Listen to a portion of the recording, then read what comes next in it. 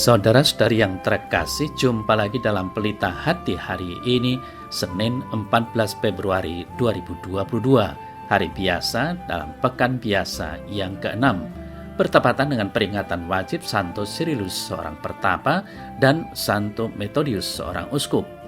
Bersama saya Romo Thomas Suratno SC dari Paroki Cilandak, Jakarta Selatan, mendengar dan merenungkan sabda Tuhan, yakni firman Tuhan yang tersurat dalam Injil Markus bab atau pasal 8 ayat 11 sampai dengan ayat 13.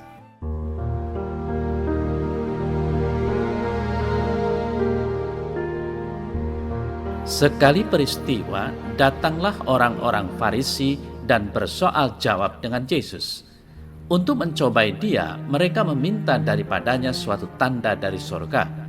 Maka mengeluhlah Yesus dalam hati dan berkata, "Mengapa angkatan ini meminta tanda? Aku berkata kepadamu, sungguh, kepada angkatan ini sekali-kali tidak akan diberikan tanda."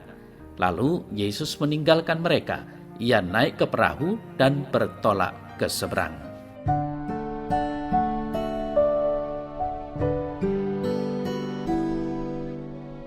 Saudara-saudari yang terkasih, dari apa yang kita dengar dalam pewartaan Injil singkat hari ini, motivasi orang Farisi dalam meminta tanda tidaklah murni. Orang-orang Farisi selalu mempermasalahkan segala sesuatu yang dilakukan oleh Yesus. Padahal Yesus sudah banyak memberikan tanda kebaikan dan keselamatan Tuhan pada semua orang. Pencobaan yang diberikan orang-orang Farisi pada Yesus adalah meminta tanda. Rupanya mereka tidak puas dengan mukjizat yang dilakukan Yesus.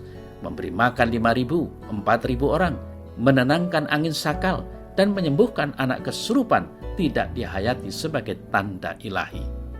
Saudara-saudari yang terkasih, Yesus mengeluh dan berkata dalam hatinya, "Mengapa angkatan ini meminta tanda?"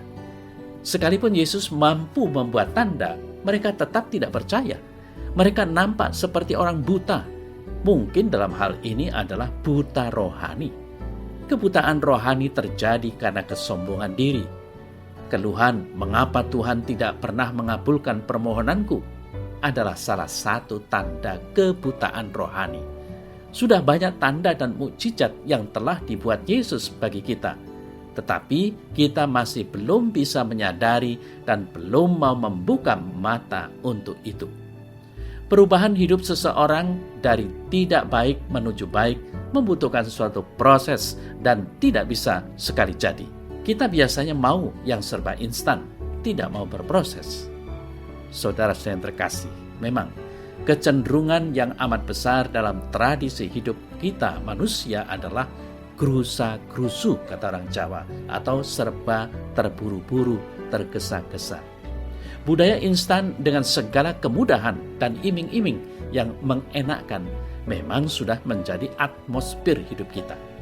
Tanpa mau bersifat munafik, kita memang kerap kali terbantu dengan aneka macam yang instan, misalnya saat di perjalanan atau pada saat berduka. Namun satu nilai yang tergusur dalam hidup kita adalah sikap berani bertahan dan bertekun kalau kita mengalami pencobaan. Saudara-saudari yang terkasih, orang-orang Farisi selalu mempermasalahkan segala sesuatu yang dilakukan oleh Yesus. Padahal Yesus sudah banyak memberikan tanda kebaikan dan keselamatan Tuhan pada semua orang. Tapi lagi-lagi orang Farisi belum puas dan percaya pada kesaksian Yesus. Tidaklah mengherankan bila Yesus mengeluhkan kedegilan hati mereka. Dalam hidup harian, ada kalanya kita membuat Yesus tidak sabar dengan kedegilan hati kita. Sudah banyak tanda dan mukjizat yang telah dibuat Yesus bagi kita. Tetapi kita masih belum bisa menyadari dan belum mau membuka mata untuk itu.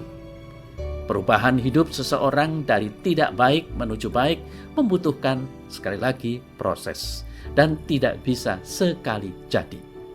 Kita biasanya mau yang serba instan dan tidak mau berproses. Sama halnya dengan masyarakat kita saat ini. Semua orang ingin agar bangsa Indonesia ini bisa aman, adil, makmur, sentosa. tapi kita lupa bahwa suatu kebaikan dibutuhkan proses yang panjang. Tidak bisa langsung jadi seperti yang kita harapkan. Kita rupanya belum bersikap bijaksana. Saudara-saudari yang terkasih, dalam pengalaman hidup kita ada kalanya kita mengeluh terhadap situasi yang tidak menyenangkan seperti kehilangan orang yang kita kasihi. Belum lagi perasaan kehilangan itu selesai, tiba-tiba hilangnya kesempatan untuk menemukan pekerjaan yang layak. Atau bahkan sudah bekerja tapi tiba-tiba kena PHK, pemutusan hubungan kerja. Masih bingung mencari dan mendapatkan pekerjaan yang baru, difitnah oleh orang yang dekat dengan kita, dan seterusnya.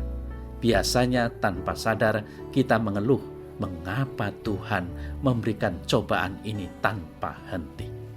Saudara-saudari yang terkasih, sebagai orang yang beriman kita lupa bahwa setiap pengalaman yang Tuhan berikan tentu memiliki maksud tersendiri. Tuhan ingin agar kita kuat dan bertahan dalam situasi apapun berkat salib Kristus.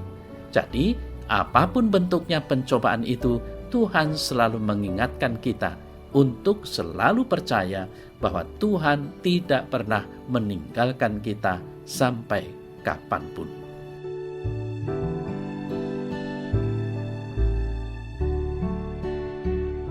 Dalam nama Bapa dan Putra dan Roh Kudus. Amin. Ya Tuhan Yesus, ampunilah aku yang sering meminta tanda pada duniaku saat ini, khususnya pada bangsa dan negaraku. Aku seringkali lupa bahwa semuanya itu butuh proses. Ajarilah aku untuk memiliki hati yang sabar dan bijaksana. Amin. Semoga Allah yang Maha Kuasa memberkati saudara sekalian, Bapa dan Putra dan Roh Kudus. Amin.